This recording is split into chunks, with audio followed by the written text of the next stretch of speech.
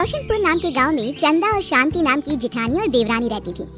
चंदा का पति बहुत पैसे वाला था, उनके पास किसी भी चीज की कोई कमी नहीं थी और उसके विपरीत शांति का पति बहुत ही गरीब और नशेड़ी था।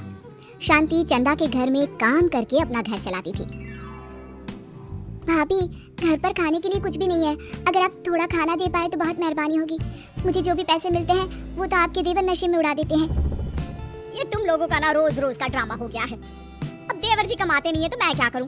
तुम्हारा पति तो तुम्हारी सारी कमाई दारू में उड़ा देता है, रहने दो भूखा उसे। अरे ऐसे मत बोलिए भाभी, आप तो जानती ही हैं कि वो मन के कितने साफ है, पर इस बेरोजगारी के कारण उन्हें दारू पीने की लत लग गई है। अरे अपना ये रोना गाना बाद में कर लेना, पहले काम निपटा ले घर का।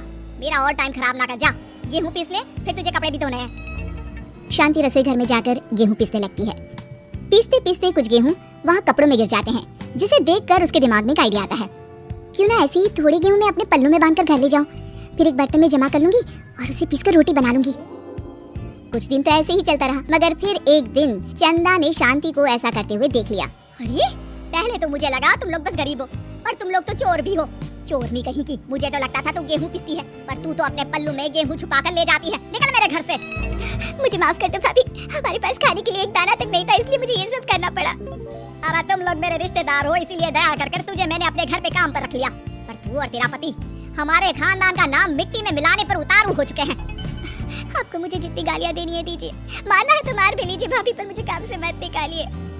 परिवार की बात है, वरना कोई और ऐसा काम करता ना तो धक्के मार कर कब से घर का बाहर निकाल दिया होता। रोते रोते शांति अपने घर चली जाती है, जहाँ उसका नशेड़ी पति कहता है, अरे कहाँ रह गई थी कामचोर, इतनी देर क्यों कर दी? आज पैसे लाई कि आज भी खाली हाथ वापस आ गई है? अपने हाथ दिखा, जरूर पैसे छुपा लिए ताकि मैं दारू ना पी पाऊँ। नहीं जी, मैं आपसे क्यों छुपाऊंगी, और अभी आप दारू पीने की बात कर रहे हैं, उसी कारण तो आज हम लोगों की ये हालत हो गई है। किसी काम की नहीं है तू, बिना मार खाए समझेगी नहीं।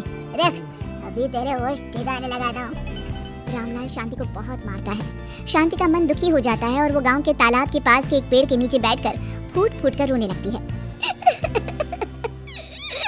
मैंने कभी किसी का बुरा नहीं किया, फिर भी भगवान मेरे साथ ऐसा क्यों कर रहा है? मैं तो रामलाल जी की फिक्र करती हूँ, फिर भी उन्होंने मुझे इतना मारा। तभी उसे एक आवाज सुनाई देती है, रोने की कोई जरूरत नहीं है बेटी, चिंता क्यों करती हो? ये आवाज कहाँ से आ रही है? शांति अपने आसपास देखती है, उसे कोई नहीं दिखता। वो ऊपर देखती है, जहाँ उसे एक छोटी सी परी दिखती है। आप कौन है? आप तो कोई परी लगती है। हाँ बेटी, मैं इसी पेड़ पर रहती हूँ। मैंने तुम्हारी सारी बात सुनी, अब तुम्हें फिक्र करने की कोई जरूरत नहीं। अपनी आंखें बंद करो। शांति आंखें बंद करती है और जादुई परी अपनी छड़ी घुमाती है। उसकी छड़ी घुमाते ही पेड़ के सारे पत्ते सुनहरे रंग के हो जाते हैं। परी उनमें से एक पत्ता तोड़ लेती है और फिर से अपनी छड़ी घुमाती है, जिसके कारण सारे पत्ते पहले की तरह साधारण से दिखने लगते हैं। आंखें खोलो बेटा, लो इस पत्ते को ले जाकर अपने तकिए के नीचे रख देना। ये तो एक साधारण पत्ता है, इससे क्या होगा? ठीक है, अगर आप कहती हैं तो मैं इसे रख लेती हूँ। शांति उस पत्ते को लेकर अपने घर जाती है और अपने कमरे में तकिए के नीचे रखकर सो जाती है। सपने में उसे वही पेड़ वाली जादुई परी दिखाई देती है। बोलो शांति, क्या चाहिए तुम्हें?